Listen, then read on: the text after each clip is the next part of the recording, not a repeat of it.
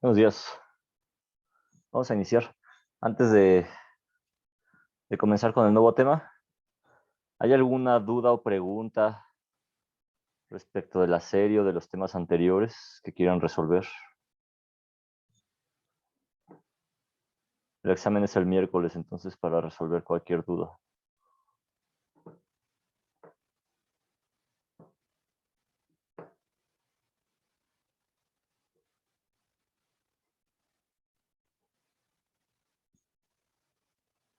No, profe, creo que todo bien. Eso espero, eso espero. Vale. Entonces vamos a iniciar.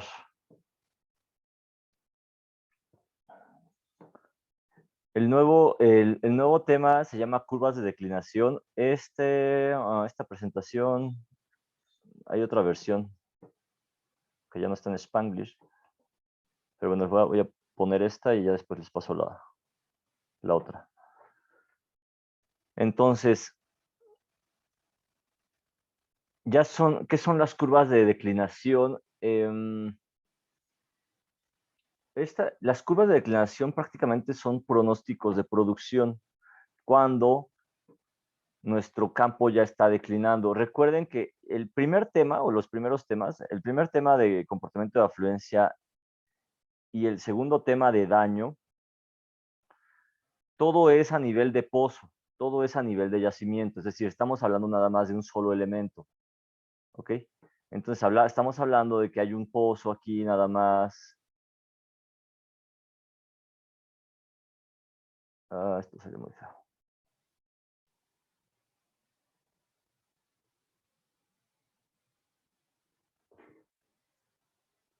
Ahora sí. Y está el yacimiento, ¿no? Entonces, el primer tema, comportamiento de afluencia, hablamos del potencial que hay en esta parte, en el medio poroso.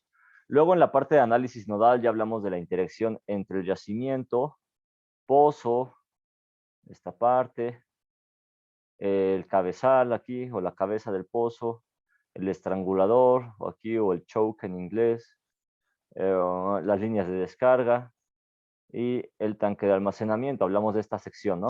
Es decir, estamos hablando nada más de una estructura o de una configuración que es como muy, muy básica, ¿no? O prácticamente estamos hablando de un solo elemento, ¿no? O de un conjunto de elementos, pero nada más estamos hablando de un pozo, ¿ok? Esto lo podemos combinar en una serie de pozos, lo podemos combinar en en una red de instalaciones, etc. Pero ¿qué son las curvas de declinación? ¿Y para qué nos sirven? Y esto se utiliza también en la industria petrolera, es muy común, ¿no? Hay muchas formas de estimar o de realizar los pronósticos de producción. ¿Y de qué nos sirve un pronóstico de producción? Imagínense ustedes que yo tenga que dimensionar o que tenga que saber cuánto tiempo va a fluir un campo. Imagínense ustedes que yo tenga que definir cuándo voy a meter un método de recuperación secundario mejorada. Yo tengo que definir también cuál es el volumen acumulado dentro de un año, dentro de 5 años, dentro de 10 años. Si yo tengo reservas, vamos a suponer que yo tengo reservas, y yo tengo reservas 1P, 1P, 2P, 3P. Entonces yo tengo que saber cuándo voy a agotarme esta reserva. Esta reserva, estamos hablando, vamos a ponerle aquí, 5 millones de barriles, ¿no? Que es poco. Esta 10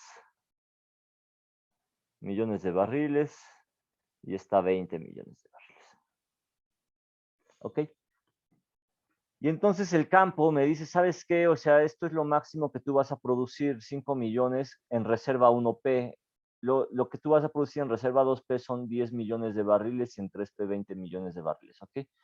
Y entonces yo tengo que saber en cuánto tiempo me voy a agotar estas reservas. ¿Para qué? Para hacer mi pronóstico de producción y decir, ¿sabes qué? Pues va a ser en 5 años o va a ser en 10 años. ¿Y cuántos pozos necesito perforar para agotarme la reserva 1P? Luego para agotarme la reserva 2P. ¿Ok? Es decir, nos ayuda a saber hacer primero el pronóstico de producción. Nos ayuda a conocer el factor de recuperación. Recuerden ustedes que el factor de recuperación se define como NP entre N, ¿ok? Y lo mismo para el gas, ¿no? Pero para el caso del gas sería GP. Esta GP sería GP y esta N sería una G, ¿no? Pero es lo mismo prácticamente. Y entonces, esta reserva 1P, yo me la voy a agotar en algún momento. Yo tengo que saber cuándo. Yo tengo que saber cuándo voy a tener la reserva 2P, en cuánto tiempo me voy a agotar la reserva 2P y en cuánto tiempo me voy a agotar las reservas 3P. Y también tengo que saber cuál es el límite económico. ¿Sí? Para eso son las curvas de declinación. Entonces, yo puedo utilizar curvas de declinación, yo puedo utilizar también un simulador, yo puedo utilizar también balance de materia. Es decir, yo puedo utilizar estos métodos para identificar cuándo voy o cómo va a ser mi pronóstico de producción. Sin embargo, ¿qué hacen las curvas de declinación? Las curvas de declinación lo que hacen es tomar el histórico de todos los años, es decir, si yo estoy produciendo un campo durante 10 años o 15 años, yo tengo que tomar parte de ese histórico. No puedo tomar todo, evidentemente, y después les voy a explicar por qué. Pero tienen que tomar una parte de este pronóstico de producción, de este histórico de producción, para poder realizar la curva de declinación, ¿ok? Entonces, aquí tenemos un ejemplo. Y la vida de un campo, ¿cómo es la vida de un campo? Yo llego y realizo un pozo exploratorio, ¿sí? Realizo un pozo exploratorio por acá. Esto, de hecho, está mucho antes aquí. Vamos a extender un poco esto y aquí inicio la exploración. ¿Ok? Inicié la exploración, empecé con mi sísmica, empecé a hacer algunos análisis de correlación con otros pozos cercanos, con pozos vecinos, con campos vecinos, y encontré que pudiera haber hidrocarburos. Y luego, pues perforo mi pozo y resulta que sí hay una manifestación de hidrocarburos que pudiera ser comercial. Entonces yo digo, ¿sabes qué? Pues yo le entro, sigo explorando, sigo metiéndole lana y ese descubrimiento comercial, entonces yo me lo llevo y empiezo a evaluarlo, ¿no? Y ahí viene el pozo de evaluación. Entonces, del pozo exploratorio, yo tengo el pozo descubridor y luego yo voy a tener el pozo de evaluación, ¿sí? Este pozo de evaluación es el pozo que me va a decir, ¿sabes qué?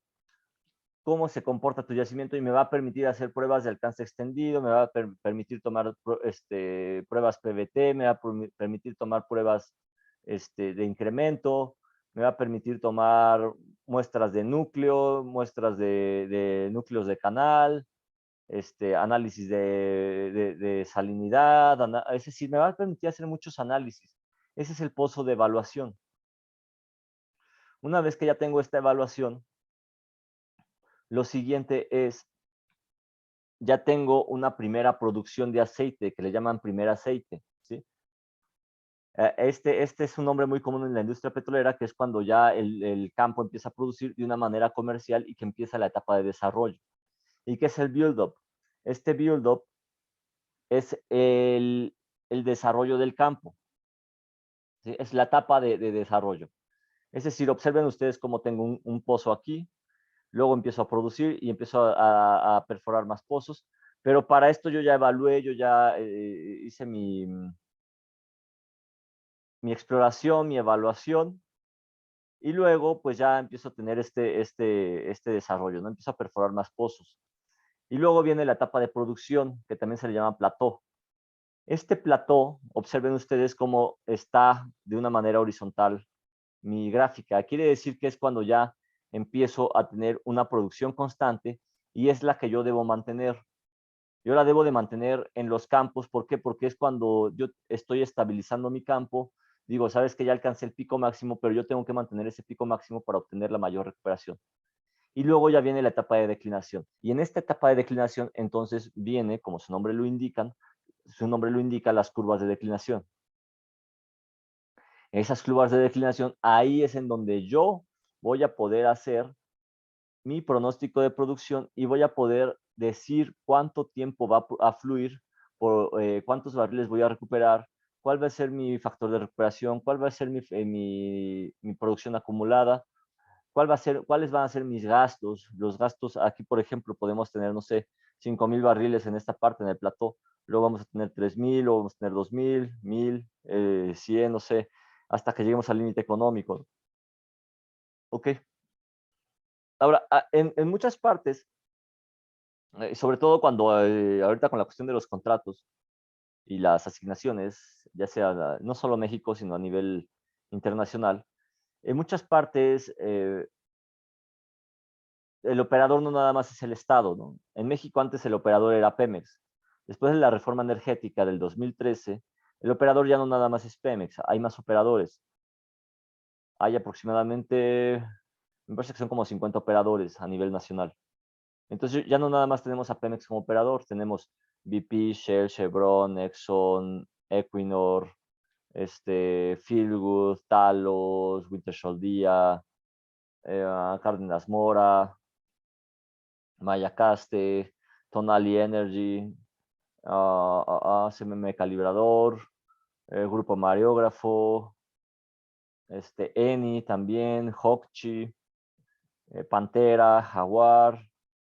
Son algunos de los que recuerdo hasta este momento. Hay mucho más. También está Marathon, me parece. Es decir, hay más operadores.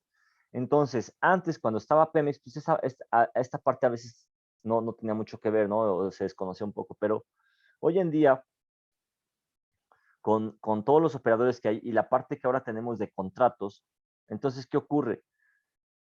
Tenemos dos límites. Un límite económico, que es este que está aquí, que es el límite cuando yo te digo, pues el precio del barril, cuando llegue a $15 por barril, pues ese va a ser mi límite económico. Pero también tenemos otro límite que es el límite contractual. Es el límite contractual que pudiera presentarse antes que el límite económico. ¿Sí? Entonces, ese límite contractual, dependiendo del tipo de contrato, pues pudiera ser de 20 años, de 25 años, de 30 años, hasta de 40 años. ¿Ok? Entonces, hay dos límites, límite económico y límite contractual. Eso es para que lo tomen en cuenta. Bueno, para que lo recuerden, ¿no? Por si llegan a escuchar las dos. ¿Ok? Listo, entonces viene la parte de la declinación hasta que llega el abandono. Y el abandono, bueno, pues ya evidentemente tenemos que abandonar los pozos, la infraestructura, etcétera. ¿Ok? Y entonces aquí la pregunta, ¿conocen ustedes de reservas? ¿Saben qué es la reserva 1P? ¿Saben qué es la reserva 2P? ¿Saben qué es la reserva 3P? ¿Saben qué es probada, probable o posible?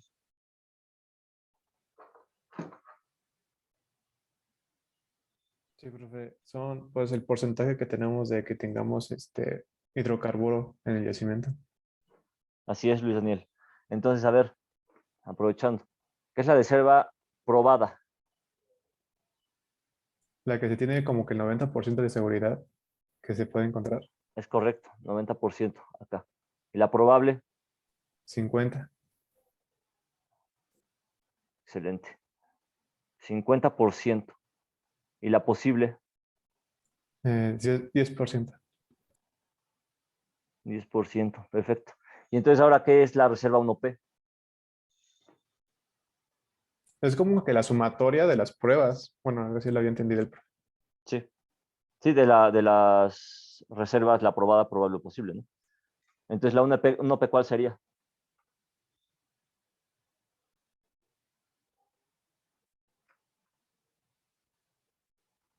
Como dice Michelle, ¿no? La aprobada. Jennifer, ajá, como dice Jennifer, 1P solo la probada, la 2P.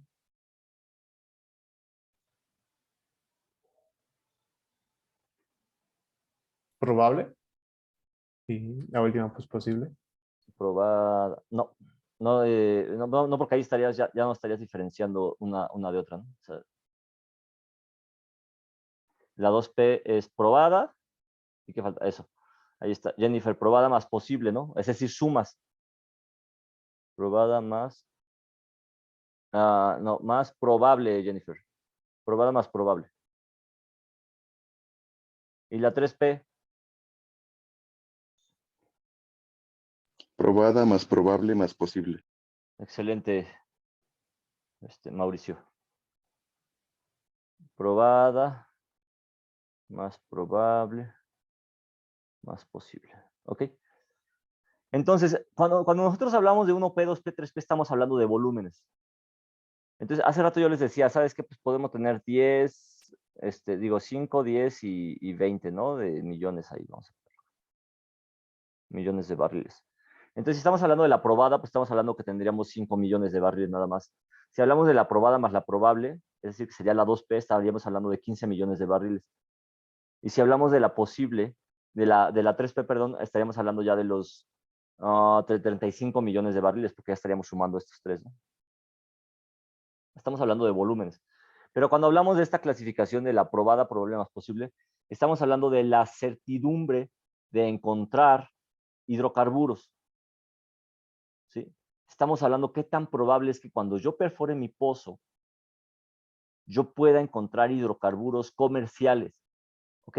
Entonces, cuando yo estaba hablando del pozo exploratorio, que estábamos acá, el pozo exploratorio, y yo encontré con mi sísmica y encontré ahí algunas manifestaciones que pudieran ser en la interpretación nada más del geólogo, del geofísico, ayudado con el petrolero, es decir, es un conjunto integral, es un equipo integral, multidisciplinario, y haces el análisis, y a través de la sísmica, y a través de la correlación de pozos, y a través de campos análogos, dices, ¿sabes qué? Aquí pudiera haber hidrocarburos.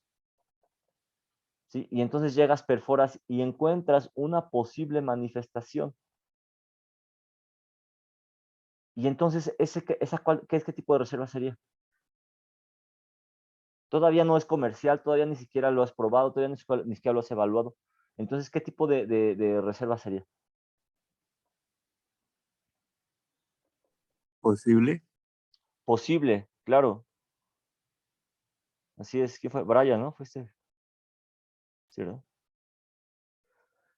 O sea, es la posibilidad o la probabilidad, estamos hablando aquí ya de probabilidades, la probabilidad de encontrar hidrocarburos es del 10%, porque yo solamente estoy utilizando correlaciones, es decir, yo solamente estoy usando pozos de correlación, estoy utilizando sísmica, estoy utilizando la interpretación de la parte geofísica, es decir, estoy utilizando registros geofísicos, entonces solamente tengo un 10% de probabilidad de encontrar hidrocarburos.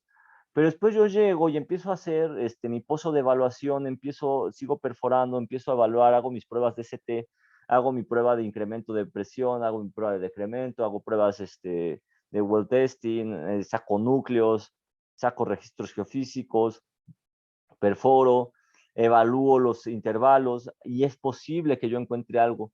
Entonces, ahí, ¿cuál sería la reserva? Yo ya vi que hay producción en superficie. ¿Cuál sería la reserva? La que le sigue. Aprobada. No, antes. Ah, ¿No sería la probable, perdón. probable? Así es, Azucena.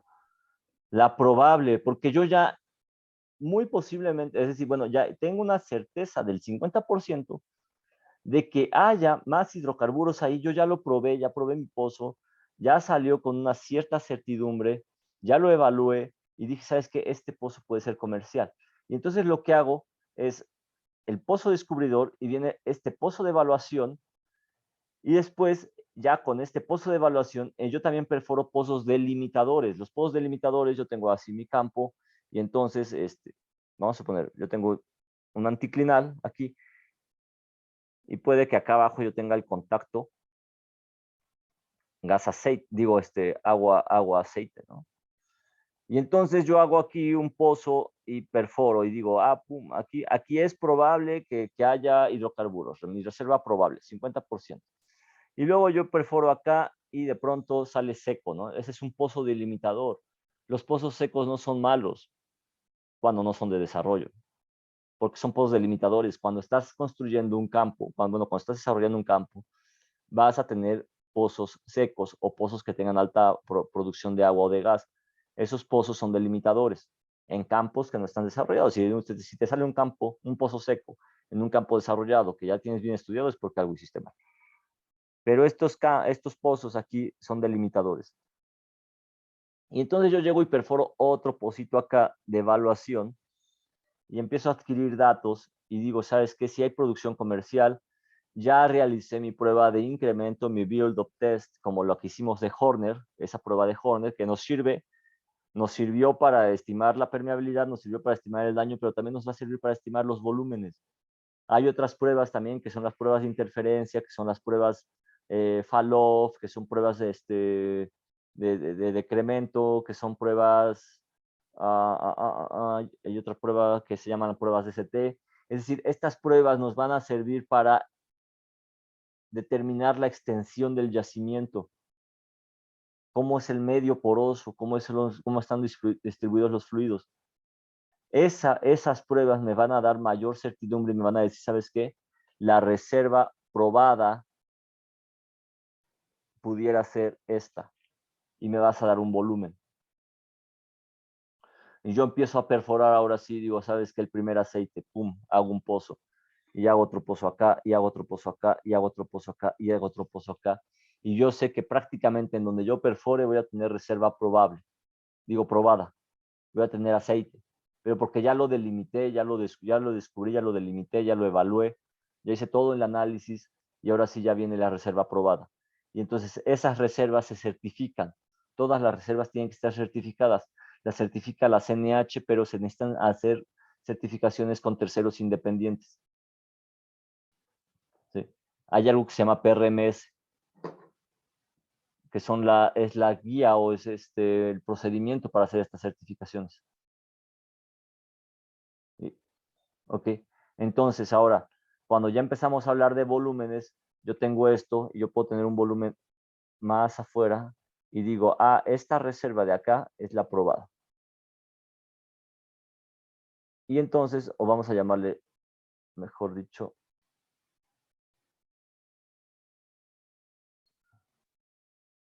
un OP, este volumen. Y luego la probada más la probable, la 2P. Y al exterior, probada más probable más posible, la 3P es la suma de los volúmenes. No vayan a sumar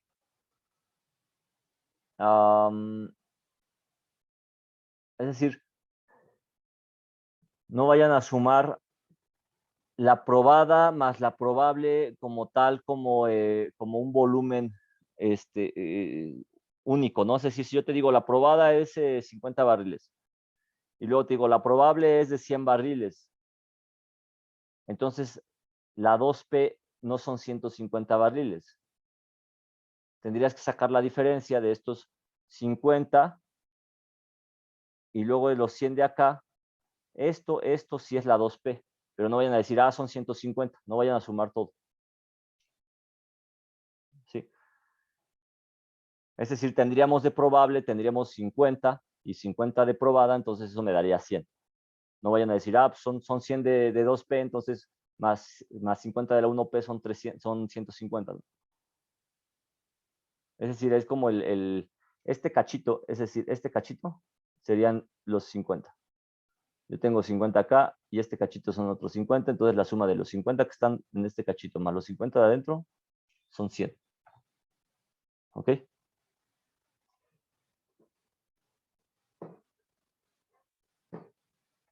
Listo.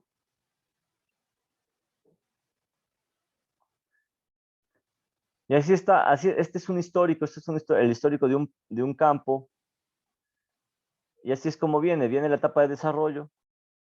Y luego ya, cuando ya voy a empezar a declinar, pues entonces ahora sí viene ya esta estimación que hago con curvas de declinación. Y entonces ya puedo estimar cuándo va a dejar de fluir y cuál sería el gasto de abandono.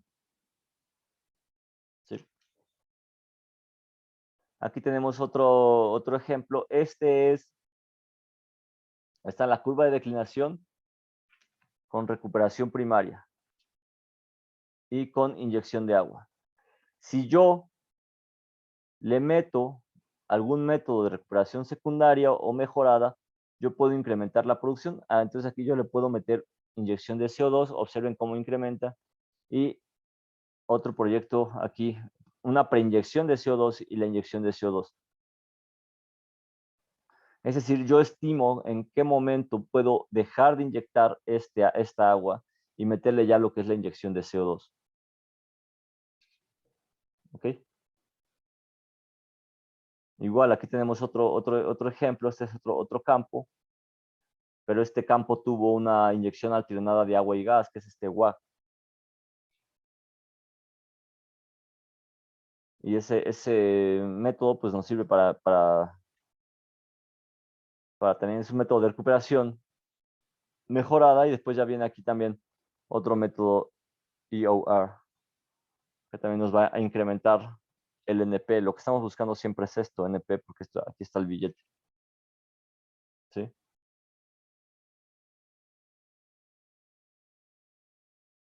Ok. O sea, tengo en español, nada más que no logré encontrarla. Listo. Esto ya. ¿Hasta aquí alguna pregunta?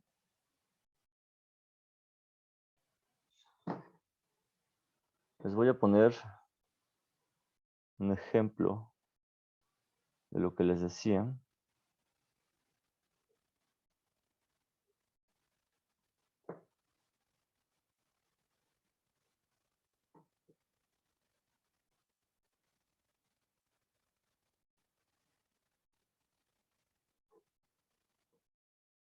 Aquí está en la página de la CNIHM.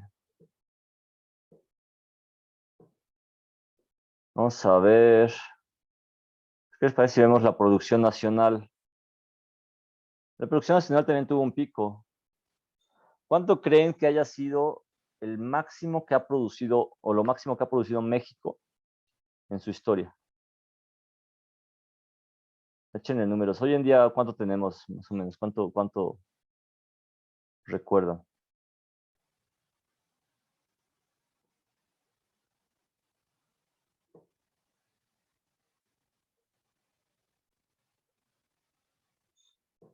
¿Cuál es la producción nacional al día de hoy?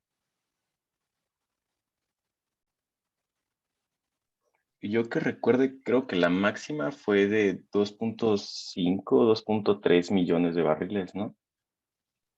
Más o menos, más o menos. ¿Alguien más?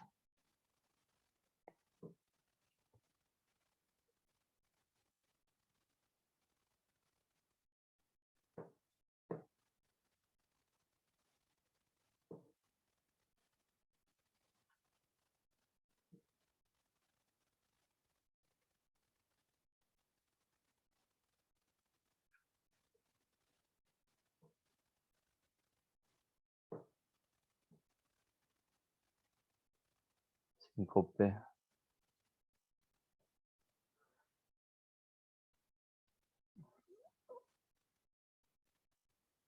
Vamos a ver.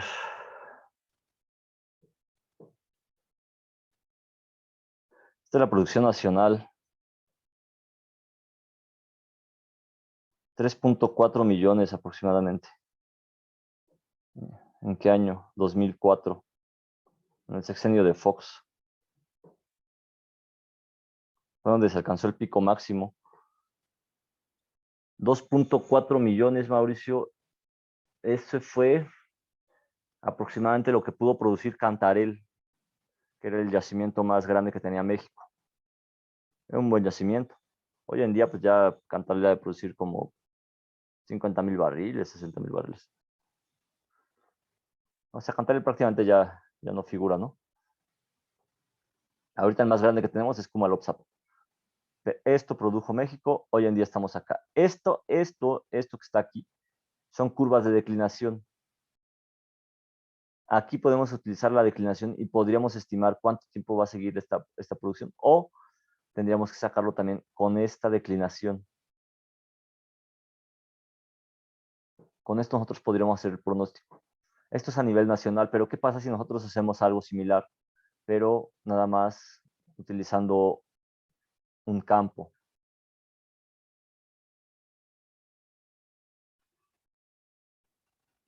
Vamos a utilizar el campo Acal, por ejemplo. Acal es de Cantarell.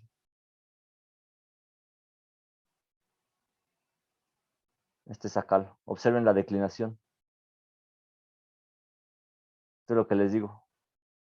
Acal es de Cantarell. Observen cuánto llegó. ¿A cuánto llegó? 2 millones.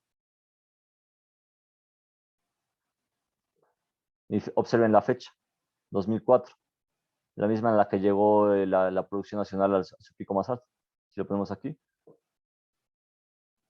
Observen. Va relacionado, ¿no? ¿Por qué? Pues porque Acal era un campo también. Pues al final es Cantarell, ¿no? Entonces está en el yacimiento Cantarell, el campo Acal. Pero observen la declinación tan fuerte. Es una mala administración, evidentemente. No hay un plató. Observen cuánto duró el plató. 2003 al 2005, 2 años.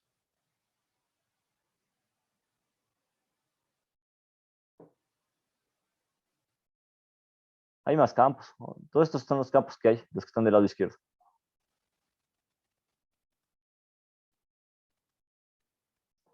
Los campos nuevos, los campos del terciario, los campos que se han ahorita publicado con bombo y platillo. Es ¿dónde está? Mulach. Campito Nuevo.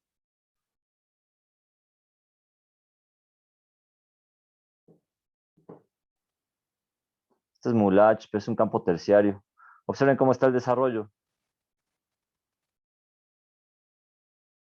Tiene poco, de hecho, este se aprobó en el 2020, empezó su desarrollo. Observen cómo inició su desarrollo, empezó a incrementar, pero pues es un campo terciario, es un campo que tiene una... Es difícil mantener la presión de estos campos. Son de alta presión, alta temperatura, pero es difícil mantenerles su presión, entonces declinan muy rápido. Observen en dónde está. ¿Cuánto está dando? 30,000, 40,000 barriles, bastante buenos, pero ha declinado muy rápido. Y aquí pueden ver esto. Aquí de esto se pueden sacar curvas de declinación. De esto no, porque esto ya está en incremento, está en desarrollo. Pero de esto sí se pueden sacar curvas de declinación. ¿Ok?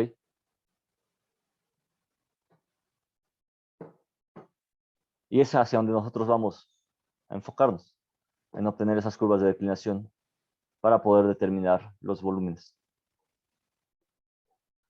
Entonces, lo que les comentaba, hay varios métodos para calcular, para estimar nuestros pronósticos de producción. Uno es este método volumétrico. La ventaja de este método volumétrico es que es de bajo costo, que es fácil de entender y que pues, simplemente se obtiene con mapas de isopacas y con mapas estructurales. Las desventajas pues, es que tiene mucha incertidumbre y que pues, no permite predecir historias de producción. ¿Por qué? Porque no está basado en presiones, no está basado en el comportamiento histórico. Es decir, tiene mucha incertidumbre. Al final no nos va a dar los datos que nosotros queremos. Si tenemos un yacimiento heterogéneo, pues, por ejemplo, los yacimientos de Chicontepec, o si tenemos algún yacimiento heterogéneo, tal vez, no sé, tipo de alguno del terciario, pues difícilmente yo voy a poder sacar un pronóstico, ¿no? Porque hay yacimientos que son como arenas lenticulares, ¿sí? Entonces, a lo mejor yo aquí hago un pronóstico, pero yo no puedo generalizar esto, ¿no? No puedo decir que las propiedades son iguales en todo el yacimiento. Eso es un yacimiento heterogéneo. O que acá arriba a lo mejor tengo mi estructura y acá arriba tengo una permeabilidad y acá arriba, acá en medio tengo otra y abajo tengo otra. Es un yacimiento heterogéneo. Entonces no puedo generalizar y englobar todo en uno solo. ¿Ok? Luego viene la ecuación de balance de materia, pues igual es de bajo costo y tiene un tiempo eficiente de análisis y se basa en historias de producción y en datos PBT. Sin embargo, este se tiene que aplicar cuando tenemos unas permeabilidades moderadas, ¿no? Pero, ¿cuáles son las desventajas? Que es necesario aplicar un factor de recuperación. ¿A qué me refiero con el factor de recuperación? Yo tengo que conocer aproximadamente cuál va a ser el factor de recuperación. Y también necesito datos de permeabilidad relativamente altos. De lo contrario, no me va a dar, sobre todo porque es una ecuación matemática. Es una ecuación matemática que pues, tiene varias variables. Pero mientras más pequeña sea la permeabilidad, más empieza a haber discrepancia entre los números, ¿no? La simulación numérica de yacimientos definitivamente es como los mejores elementos para poder hacer pronósticos de producción, para poder predecir cómo va a ser el avance del agua, el avance del gas, en dónde tengo que perforar, etcétera. Pero evidentemente requiere mucho dinero porque necesito contratar especialistas que me hagan el simulador, sobre todo cuando tengo que hacer un simulador completo, no un simulador, más bien una estructura completa, el proyecto completo. Y necesito tener muchos estudios para meterle la información a cada uno de estos cuadritos. Es decir, yo voy a alimentar cada uno de estos cuadritos, que está aquí. Estos cuadritos que están aquí, yo les puedo dar propiedades. Yo le puedo dar propiedades a cada uno o le puedo dar propiedades a toda la estructura. Sin embargo, necesito mucho dinero para meterle bien las propiedades. Hay un dicho que dice garbage in, garbage out. Si tú le metes basura, basura te va a dar. Y eso pasa con los simuladores. Y este no es la excepción. Entonces necesita mucha lana. Es complicado cuando tienes campos muy complicados, campos heterogéneos. Necesitas mucha inversión también en adquisición de datos. Entonces esto no se aplica en campos pequeños, esto se tiene que aplicar en campos grandes para que sea rentable. ¿Sí? Y luego vienen las curvas de declinación, que son las que vamos a ver nosotros. Son de bajo costo y tienen un tiempo eficiente de análisis. Y lo único que hace es tomar la historia de producción. Esto que yo les enseñé, es decir, yo tomo esta historia de producción, y a partir de esta historia, aquí está, por ejemplo, Apcatun. Este es Apcatun. Si yo tomo esta historia de declinación, yo de aquí puedo sacar mi pronóstico.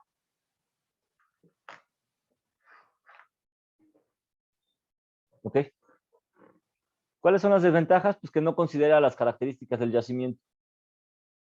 Como está basado únicamente en el método estadístico de decir, sabes que a ver cómo está declinando, cuánto tiempo va a declinar igual, siempre y cuando no cambien las condiciones. Entonces no toma en cuenta estas características del yacimiento. Si yo, por ejemplo, ya estoy viendo que está declinando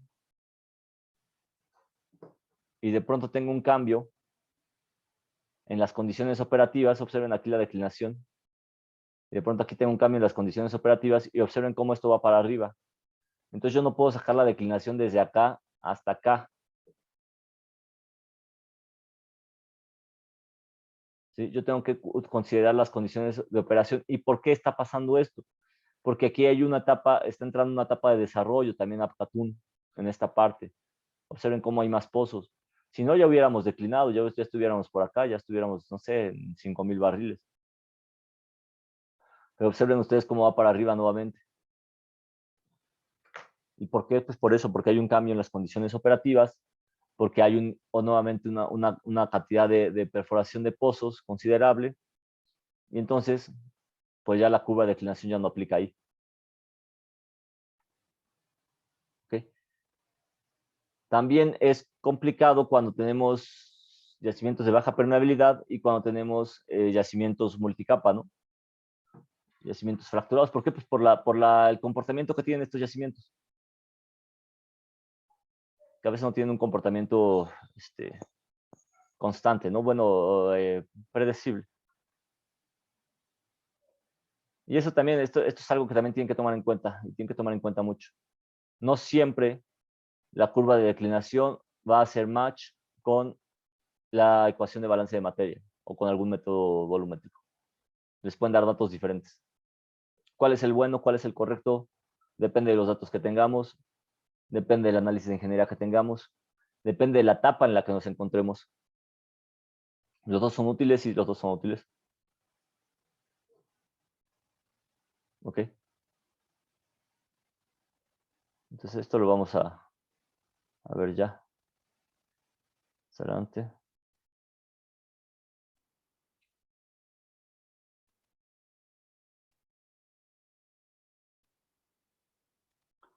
Sí, entonces todo esto proviene de algo que se llama solución línea fuente. Y entonces esa solución línea fuente, pues viene ahí todo el análisis, todo el estudio, se hacen una discretización estadística, y a partir de esto se desarrollaron 3 ecuaciones, o 3 tipos de modelos que le vamos a llamar la declinación exponencial, la declinación hiperbólica y la declinación armónica. ¿Sí? Entonces se hace la solución de toda la... Observen ustedes, ¿a qué se parece esto? Observen este 141.2. Esto ya lo habíamos visto, ¿no? Al modelo de flujo radial de Darcy. Entonces se hace toda esta discretización, se realiza una integración de 0 a t para determinar la producción acumulada. Y listo. Y al final llegamos a una expresión como esta. Toda la derivación, ustedes la pueden ver. Les voy a compartir esta presentación.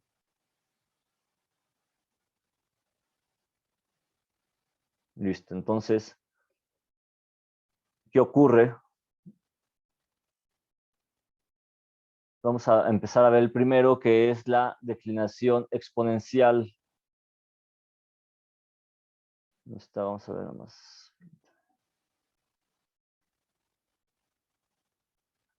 No, vamos a ver la declinación exponencial, pero esto lo vamos a hacer con ejercicios para que sea más fácil de entender. ¿Hasta aquí alguna pregunta? No. Ok. Bueno,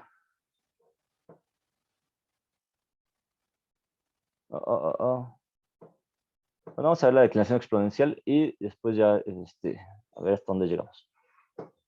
En la declinación exponencial, yo ya derivé esto, ¿no? Esta D es la constante de declinación. Esta D es la que me va a decir, declina 50 barriles por mes, declina 100 barriles por mes, o declina 100 PSI por mes. Es decir, esta es la que me da la declinación, ¿no? La constante de declinación.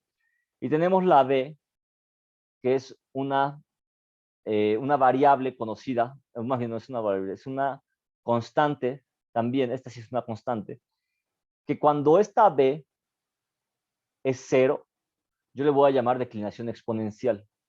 ¿Sí? Esto es importante. Siempre de que esta B sea 0 es exponencial. ¿Ok? Y entonces, ¿qué ocurre? Yo empiezo a hacer nuevamente el arreglo matemático de esto. Esto lo vuelvo 0. Empiezo a integrar, hago todo aquí, todo el rollo. Y llego a esto. A estas dos expresiones. Una está en función de NP y esta otra está en función de la declinación inicial y del gasto inicial. Y observen cómo hay una T aquí. Esta es exponente elevado a la menos, es decir, esto es así. NP es igual a QI por DI por 1 menos E a la menos DT. ¿Sí? Así está.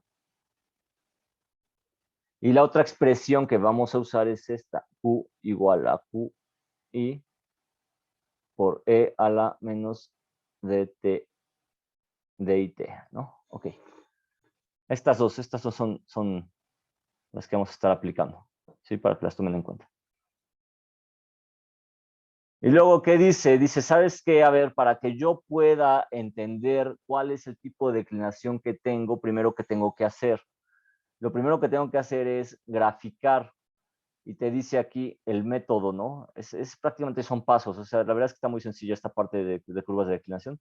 Nada más hay que entender un poco cómo funciona, ¿no? Pero te dice, grafica el logaritmo natural del gasto contra el tiempo. Aquí está. Logaritmo natural del gasto contra el tiempo, ¿sí? Y si tiene este comportamiento tu línea, es una declinación exponencial. Si no lo tiene, entonces vete a ver si es declinación hiperbólica o si es una declinación armónica. Y luego te dice también, si tienes la NP, grafícala. Grafícala en escala cartesiana y si se ve así, o sea, de una línea recta, entonces es probable que también tengas una declinación exponencial. Uh-huh.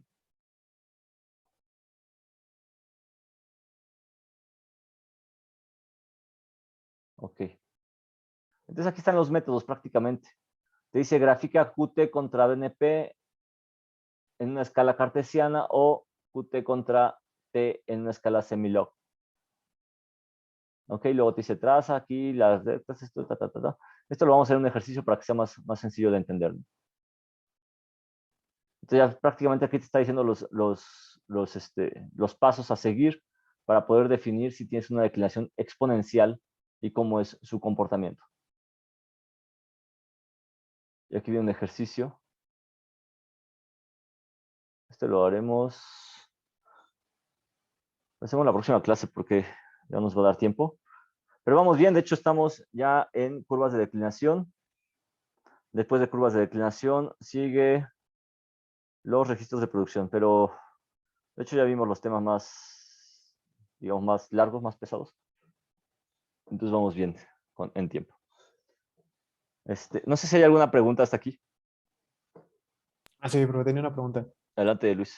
Sobre, por ejemplo, nos había comentado que México, pues, no se caracteriza principalmente por sus pozos horizontales, no convencionales. ¿Usted cree que si fuéramos así, invertir esa parte de nuestro índice de productividad aumentaría y qué tanto? O sea, México no ha invertido en los, o sea, en pozos horizontales sí hay, ¿no? O sea, sí se han realizado en México, eso no, eso ya, digamos, esa tecnología está. Lo que no hemos invertido es en yacimientos no convencionales, y en realidad no nada más, o más bien, no, no hemos invertido en yacimientos no convencionales en lo que es la zona que está cerca de lo que es el Eagle Ford o hacia Midland, ¿no? Hacia Estados Unidos, porque en realidad, si nosotros nos vamos hacia la cuenca de Burgos y hacia, por ejemplo, Chicontepec, esos están definidos como yacimientos no convencionales. Chicontepec está definido como yacimiento no convencional, ¿no? Y ahí la verdad es que lo que es este uso del fracturamiento hidráulico, pues esto se viene usando desde hace años, ¿no? O sea, se viene usando desde los 70, desde los 80, ¿no? El asunto aquí es, ahorita están paradas las licitaciones, la idea era así invertir en eso. Sin embargo, en cuestión de reservas, pues México sí tiene estas reservas, ¿no? Y de hecho, pues, aparte de las reservas de Estados Unidos o de la correlación de pozos de Estados Unidos se vienen hacia México, ¿no? O sea, se pueden correlacionar y entonces hay un potencial grande, hay un potencial fuerte para invertir en México, ¿no? El incremento en lo que hablamos de reservas 1P, 2P, 3P, pues definitivamente sería mayor, las reservas nacionales serían mucho mayores y las reservas ahí están, ¿no? Al final, pues las reservas están, no se van a ir de ahí. Sin embargo, bueno, pues sí tenemos que aprovechar pues, que tenemos que invertir en eso. ¿Para qué? Pues para extraer este hidrocarburo y aprovechar estos precios. Por ejemplo, los precios que están hoy en día, si nosotros estuviéramos desarrollando eso, pues tendríamos esos ingresos petroleros, ¿no? Cosa que tiene ahorita Estados Unidos. Estados Unidos empezó con el desarrollo de yacimientos no convencionales más o menos por el 2012, ¿no? 2012, 2011. Y de ahí pues se vinieron para arriba.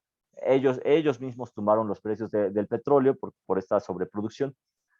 Tuvieron que cerrar los pozos porque los pozos de yacimientos no convencionales son caros. Y ahora, pues volvieron a incrementar esta perforación de pozos. ¿Por qué? Pues porque está todo este asunto político, geopolítico, y volvieron a subir los precios del hidrocarburo.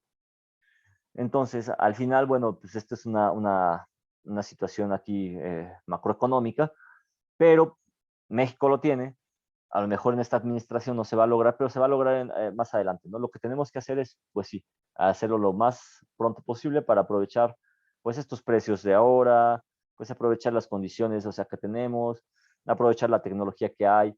¿Por qué? Pues porque al rato estamos en una transición energética que pues, va lenta, o sea, la verdad es que eso es una realidad, ¿no? O sea, tenemos que transitar a otro tipo de energías, tenemos que empezar a disminuir el consumo de hidrocarburos fósiles, es una realidad. Sin embargo, va muy lento, ¿no? En México vamos lentos. Y a nivel mundial también vamos lentos, o sea, incluso Francia, Alemania, que se jactan, ¿no? De esta transición energética, siguen muy lentos, ¿no? O sea, todo va lento, o sea, pero el problema es también que tenemos que aprovechar esto, o sea, y desafortunadamente pues no lo estamos logrando. Pero de que hay potencial, de que hay reservas, ya las reservas están definitivamente ahí, ya están certificadas. Si ustedes se van a la página de la CNH también, aquí es en donde prácticamente pueden consultar todo, esto es público. ¿Dónde está? Ahorita les digo.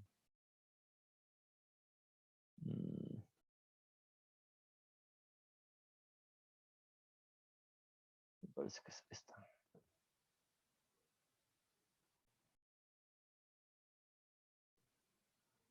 No, aquí está. Portal CNIH. Si se van a que aquí dice hidrocarburos, lo voy a pegar en el grupo y para que quiera curiosear. Esta es una página pública, entonces van a encontrar la misma información que yo estoy presentando. Y yo le pongo acá estadísticas. Y pongo las reservas. Tablero de reservas. Estas son las reservas nacionales. Aquí las pueden encontrar y observen ustedes cómo están definidas. Categorías 1P, categoría 2P, categoría 3P, probada, probable, posible.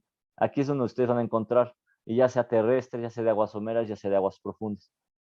Entonces, si ustedes se van a las cuencas, esto está cargando, a veces tarda un poco, pero bueno, en lo que carga, y quién sabe si carga, porque a veces se atora en las mañanas, ya después ya se compone durante el día. Pero aquí están las cuencas, aquí están los campos, están las reservas certificadas año por año. Cada año los operadores tienen que certificar. Y ahí es en donde ustedes van a poder ver las reservas y ustedes van a poder encontrar cómo está el comportamiento en las zonas donde tendríamos recursos no convencionales. ¿Sí? A lo mejor no viene definido así como unconventional resources, pero ustedes van a poder encontrar, no sé, en Burgos, por ejemplo, Chicontepec, ¿cuánto tienes? O ya hacia el norte, ¿cuánto tienes, ¿no? de reservas. Definitivamente no van a ser reservas 1P ni 2P. O a lo mejor encuentran recursos contingentes, ni siquiera encuentran las reservas. Pero sí, de que hay potencial y de que México lo tiene, eso es definitivamente. E incluso en aguas profundas, ¿no? De hecho, ahorita hay exploración en aguas profundas en México.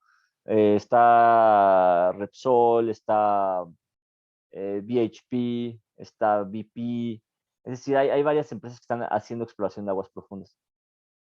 Que igual vamos rezagados, ¿no? Vamos rezagados como 15 años. Yo me acuerdo, desde que yo estaba en la facultad, como en sexto, séptimo semestre, ya estaba sonando eso de aguas profundas y que Trión y que sí, que hay que invertirle y que necesitamos mucho, muchos estudiantes y que necesitamos petroleros, que especialistas técnicos y eso siempre nos lo planteaban, ¿no? En aquel tiempo todavía no había reforma, solamente estaba Pemex.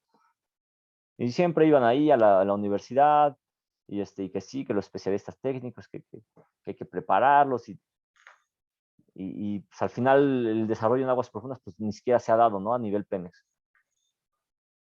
Ahorita los únicos que están empezando ya un desarrollo y que viene y que la verdad es que le han metido es BHP en asociación con CINOC y está asociado también con Pemex, está en un contrato, ¿no?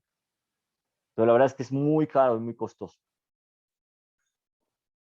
Meterse a aguas profundas no es sencillo, entonces también por eso Pemex pues no le había entrado, porque la verdad es que si el pozo te sale mal, pues son pozos de $100 millones. Entonces, pues la verdad es que sí, sí. La pura renta del equipo de aguas profundas te cuesta $1 millón diario. O sea, es difícil que una sola empresa pueda absorber este riesgo. Para eso sirven las licitaciones, para eso sirven los contratos cuando te asocias con alguien.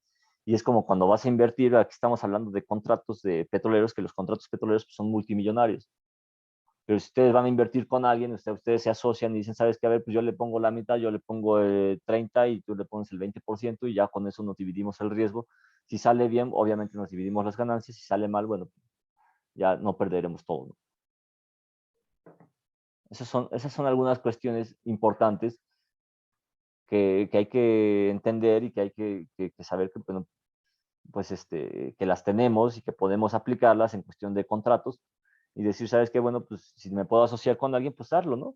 Hazlo y hay que reducir el riesgo. ¿Ok? Entonces, no sé si eso respondió a tu pregunta, Luis. Sí, profe. ¿Qué otra cosa? ¿Ves? ¿Se calcula de una manera o va a ser dato como de ejercicio? ¿Cuál, perdón? ¿El valor de B de la constante en los ejercicios se va a dar o lo tendremos que calcular para saber si No, es exponencial? ya cuando hagamos el ejercicio, a partir de estas gráficas, nosotros vamos a definir si es exponencial. Si es exponencial, B no va a cambiar. Si es armónica, B va a ser 1. Si es exponencial, B va a ser 0. Pero si B es hiperbólica, entonces yo les voy a mostrar el método de cómo calcular esa B, ya cuando sea armónica. Digo, hiperbólica. Vale, entonces, ¿Listo? Entonces, ¿alguien más?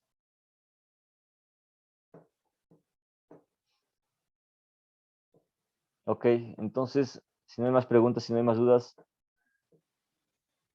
el miércoles es el examen. Recuerden enviarlo a tiempo. No vayan a enviarlo con retraso o no se los cuento, de verdad. Entonces, estudien. Adelante, Nefertiti.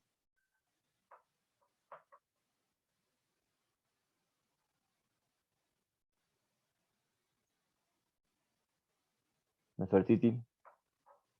Ya, sí, perdón, ¿nos tenemos que conectar el día del examen? No, yo se lo voy a mandar vía Classroom. Ustedes lo responden y lo regresan de la misma manera, ¿no? O sea, va a ser un formulario. Llegan, responden y ya, listo. O sea, no se tienen que conectar, no tienen que prender cámara, no tienen que hacer nada de eso. Ok. ¿Vale? ¿Algo más? Perfecto. Entonces, estudien fuerte, estudien duro. Cuídense, nos vemos. A ver, otra pregunta que hay en el chat. Jorge Gallardo, aproximadamente cuántos ejercicios, preguntas se van a hacer como 20. 20 preguntas, quizás 2 ejercicios. Es teórico y práctico, ejercicios de teoría y digo ejercicios prácticos y algo de teoría random. ¿Ok? Listo. Cuídense, que tengan buen día.